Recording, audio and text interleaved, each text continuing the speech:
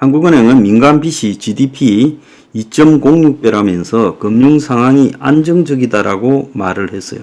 그래서 GDP 대비 민간 빚이 하락세다. 금융 불안이 낮아지고 있다. 자, 그런 상황에서 스트레스 DSR을 연기했다. 즉, 1인에게 대출해주는 한도를 갖다가 낮추는 것을 연기했고, 가계부채가 확 안 늘어서 걱정할 필요 없다라는 식으로 말을 했습니다. 자, 그런데 다른 한편으로 오늘 보면 이런 기사가 나왔어요. 대출 증가라고 한번 때려보세요. 어떤 기사가 나오는지요. 자, 지금 너도 나도 대출 받더니 5대 은행의 가계대출 증가율이 목표치를 이미 넘었다. 5대 은행 가계대출 잔액이 6월달만 4조 3천억이 증가했다. 정책금융 수요가 늘어 증가율 목표치를 2% 넘게 상회했다. 자, 6월 들어서 주담대 금리가 떨어지면서 스트레스 DSR도 연기를 했다. 그래서 가계 대출이 더 늘어날 것이다 라는 이야기가 나오고 있고, 자, 그래서 가계 대출이 이렇게 늘어나니 정부가 결국은 금리를 오히려 올리지 않겠느냐 이야기가 나오고 있습니다. 그래서 대출 금리 인상으로 지금 수요, 즉 빚을 얻으려는 수요를 조정하는 방안 외에는 해결 방법이 없다는 겁니다. 그래서 일각에 지난 4부에서 말했듯이 GDP 쇼크, 내수가 급감하고 있고 생산이 다 급감하고 있어서 금리를 내려서 해결해야 된다는데 오히려 금리를 올려야 지금 해결이 되지 다른 방법이 없다는 이야기예요. 그런데 이제 이렇게 대출이 4조 3천억이나 6월 달에 늘어난 이유 중에 하나가 뭔가 하니 생애 첫 주택 매입이 33% 늘었다는 거예요.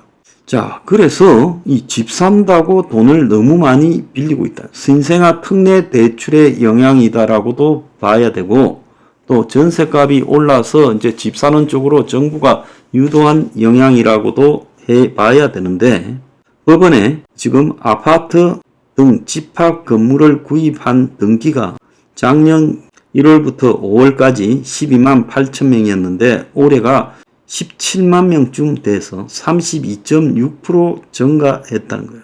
한참 과열이던 2021년에 24만 8천 명, 2022년에 14만 2,300명이었는데 2022년에 14만 명을 지금 넘어서는 상황이라는 겁니다. 그 중에서 생애 첫 아파트를 구입한 사람들이 17,000명가량으로 작년보다 49.7% 늘었어요. 자, 30대 매수자가 총 1월 5월 사이에 76,850명이에요. 38%가 늘었어요.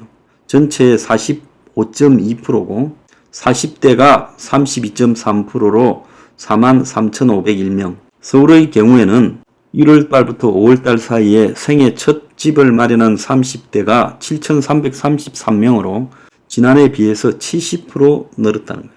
그래서 정부의 신생아 특례가 지금 이런 아파트 대출을 늘렸고 이런 대출이 늘다 보니까 부채가 지금 급증하는 상황이 벌어졌어요.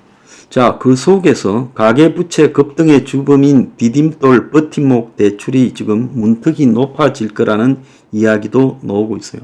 4월 5월 가계대출이 9조 5천억이나 늘어나서 증가분의 70%가 디딤돌 대출, 버팀목 대출이라는 거예요. 그래서 이런 대출이 오히려 지금 집값을 올리면서 서민 주거 안정을 해친다라는 비판에 지금 나오고 있습니다. 자, 정부가 저리의 모기지를 이런 대출에 대거 집어넣었지요. 그러면서 기준도 낮춰서 부부 2억 5천만 원 소득까지 연소득 수혜 대상을 넓혀줬지요. 그래서 정부가 저출산 핑계로 지금 부동산 대출을 갖다가 쉽게 해줘서 은행들이 여기에 딴지를 걸 분위기가 아니라는 거예요. 가계부채 급증을 줄이려면 정책 모기지를 조절하는 방법밖에 없다라는 거예요. 그래서 금융권에서도 디딤목, 버팀목 대출을 조절하지 않고는 가계대출 증가세를 꺾을 방법이 없다고 보는 거예요. 대략 현상만 유지하라고 하면서 도대체 대출을 많이 해야 되는 거냐, 줄여야 되는 거냐, 지금 그것이 애매하다고 말을 하고 있어요. 이런 대출을 줄이면 서민 주거 안정을 해친다는데 실제로 이런 대출이 걱정하면서 집값이 올라서 주거 안정을 해치는 효과가 더 크지 않습니까? 자, 5월 가계대출 금리가 4.5%로 한 달 만에 상승을 시작했다는 거예요. 그래서 지금 미국의 금리 인하가 지연될 거라면서 다시 살살 오르고 있어요. 그런데 은행들은 저렇게 지금 대출을 늘려서 어떻게 하겠다라는 건지 지금 이해불능입니다. 자, 최근에 보면요. 오죽하면 폐업 연체가 증가하면서 대부업 대출이 2조 넘게 감소를 했어요. 지난해 6월에 14조 6천억쯤 되는 대부업의 대출이 올해는 12조 5,100억으로 줄어들었어요. 그래서 대부업체들이 폐업하고 문을 닫고 있다는 거예요. 왜? 대부업도 지금 연체가 급증하고 있다는 겁니다. 최근에 정부가 대출금리를 최저 2%대로 지금 주담대 고정금리를 낮추었어요. 그래서 연끌해서 집 사라고 지금 이렇게 하고 있는데 주담대 액수가 증가하니까 은행들이 금리 조절에 나서서 금리를 올릴 가능성이 높아지고 있다라는 이야기가 나오고 있어요. 한국은행이 금융 상황이 안정적이라고 말을 했는데 빚의 수렁에 빠진 자영업자, 사업자 대출이 연체액이 11조다. 역대 최대라고 말을 하고 있습니다. 전 금융권 연체율이 1.66%, 11년 내 최대고 사업자 가계대출 총 잔액도 1,056조로 최대예요. 그래서 취약자주는 연소득의 65%를 빚을 갚는 데 쓰고 있다고 합니다. 자, 이런 속에서 자영업자 연체율이 10%를 돌파했다는 거예요.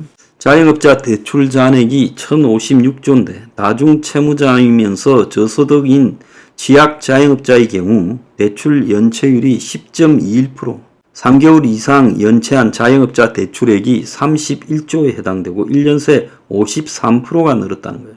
이들에게 대출 상환 기간을 연장해 준다고 빚을 갚을지 의문이라는 거예요. 자, 이런 상황에서 새출발 기금이라는 걸 가지고 정부가 확대한다라는데 코로나 피해 입은 소상공인 빚 부담을 덜어주기 위해 2020년 10월에 도입했는데 채무 15억까지 원금의 70-80%를 감면해주거나 이자를 낮추는 식으로 채무 조정을 해주는데 30조까지 채무 조정 목표를 세웠으나 신청 요건이 까다로워 지금까지 조정된 채무가 3조에 그치고 있는데 새출발 기금 신청자가 폭증하고 있다는 거예요. 지금 벌써 이 새출발 기금이 바닥이 나고 있다는 거예요. 자, 이걸 보면 지금 얼마나 이 대출 상황들이 심각한가를 보여주고 있습니다. 자영업자뿐만 아니라 지금 기업들에 대해서 이자 싸게 해줄 거니 또 빌려가라고 하더니만 은행들이 지금 기업 대출을 조이고 있다는 거예요. 그래서 공격적으로 영업을 하던 은행들조차도 태세를 전환해서 지금 대출을 줄이고 있고 기업 신용도가 대부분 다 내려가서 이제 은행에서 기업들이 돈 빌리기가 거의 불가능해지고 있다는 거예요. 이렇게 된 이유는 기업 연체율이 치솟아서 은행들이 대출액을 늘리기보다는 내실 기울여서 대출액을 조이는 쪽으로 방향을 틀었다는 거예요. 기업 대출이 2년 새 226조가 늘어났는데 자금 조달이 어려운 기업들이 전부 은행에 대출을 갖다가 찾고 낮은 금리 앞세우다가 지금 수익성이 악화되어서 지금 은행들이 어려워지고 있다고 합니다. 그래서 지금 금리 인하를 해야 된다는데 대출이 지금 전부 걱정해서 기업 대출, 자영업자 대출, 가계부채 대출이 걱정해서 은행들이 이 대출을 조이려고 하고 있어요. 그러면 대출을 조이는 방법은 금리를 올리는 것밖에 없습니다. 그래서 아까 사부에 이야기한 금리 인하가 경기 회복 방법이다라는 게 지금 턱없이 웃기는 소리라는 거죠.